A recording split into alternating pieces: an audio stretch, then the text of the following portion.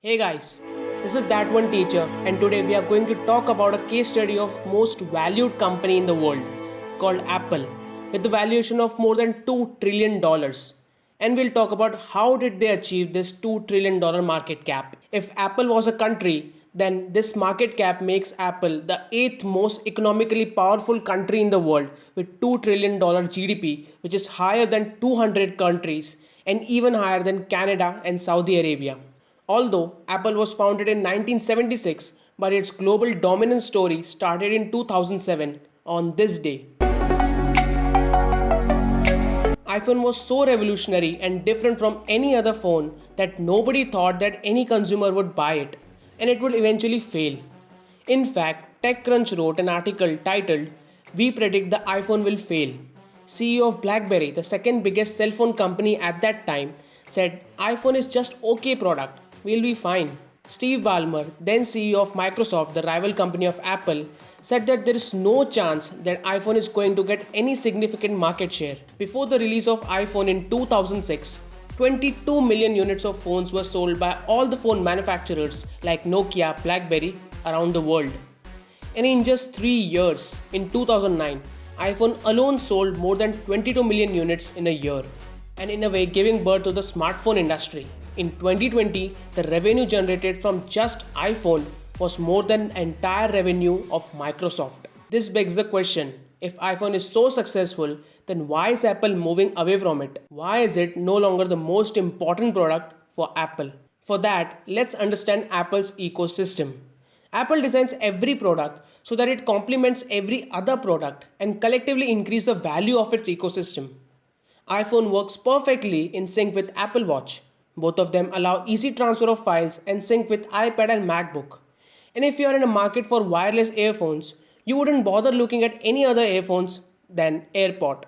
It's their simple design, camera, UI, iCloud, iMessage and FaceTime that allows you to start your work on MacBook, continue it in iPhone and complete it on iPad without requiring you to transfer files or store them somewhere, thus creating a perfect synergy and an ecosystem.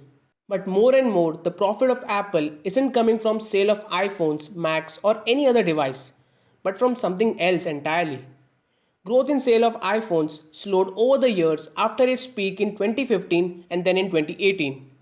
Apple, in its annual report, cited the reason as growing competition from other smartphone makers where they provided good quality phones for far less price than Apple, thus shifting many consumers from iPhone to other smartphones.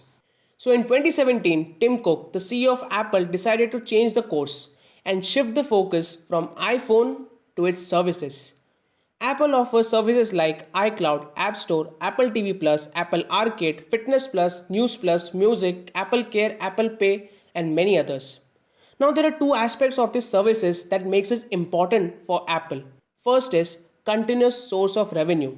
Because these services are bought monthly or annually, making it the constant source of revenue for Apple when compared to iPhone, which users buy once in every 2 to 3 years. Second aspect is margin.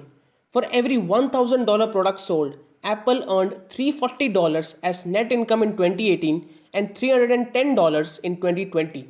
While for every $1,000 services sold, Apple earned $640 as net income in 2018 and $660 in 2020.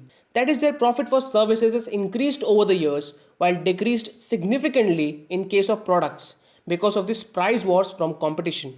It was these services that tied the devices with each other and what kept the consumers in the ecosystem.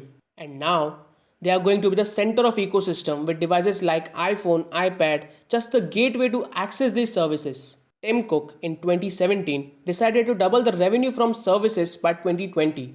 That is a goal of roughly $46 billion in just 3 years. It hit the goal 6 months ahead of its schedule, and that's when Apple hit $2 trillion mark. But the question is, how can Apple not let its services have the same fate as its product? How can Apple make sure that its customers keep buying from them instead of its competitors? Because unlike smartphones that are usually changed after 2 years, customer can change their services next month. How can Apple not let that happen? And that's where an interesting business concept comes into play. It is called value proposition canvas. It has helped to identify what is the value that customers want and how can we deliver them. It is the same canvas that has helped e-commerce to become $100 billion industry. It has two areas. First is customer profile and second is value map. These two areas are interlinked and they help create a product or service that customer is willing to choose over its competitors. It has three sections. First is jobs to be done. It means what are the tasks that our customer wants to do. So in case of e-commerce, customer wants to shop and they have two options, either to buy online or visit stores. Second is pain points. It talks about what are the problems that customer is facing while performing the task, which our products can solve. In case of e-commerce, if a customer visits the store, then they have to first visit the store when they are open, travel to the store and visit multiple stores until they find the right product to purchase. But these problems can be solved if they just shop online, where they can shop even at night from comfort of their home and view thousands of products without moving a muscle. Third is gains. That is, what are the positive points besides solving the problem that this product and services could provide. So in this case, after selecting the product, the company delivers the product at your doorstep. And if you want to exchange it or return it for some reason, you can get a person pick it up from your home with just one click. So how is Apple using it? Let's take Apple Pay for example. 6 out of 10 people in US use credit card for payments, where forgetting credit cards, carrying multiple credit cards and carrying ID proof is a problem for customers every time they shop. So Apple introduced Apple Pay. Although online payments are common now, but Apple introduced it in 2014, that is 2 years before UPI payment in India, where an app which is connected to your account allows customers to pay digitally. Plus Apple Pay stores information of all your credit cards. So instead of carrying multiple cards, you just have to carry your phone. On top of it, your payment requires your fingerprint ID so that you don't have to remember PIN of every card and nor can anybody else pay without your permission. Plus, if your phone gets stolen, then you can terminate all your credit card details from your phone remotely. Second service is Apple Arcade. Over 1 billion players played free and paid games on iOS in 2019. Now, although paid games have good graphics and are more fun to play, but paying for every single game was a turn off for so many players. So Apple introduced Apple Arcade, a subscription-based service to play paid games where users will pay monthly a small price instead of paying for every game separately. Plus it has no ads and no in-app purchases. And customers can start their games in iPhone and complete it on their iPads as the game syncs seamlessly between devices, thus giving flexibility to players.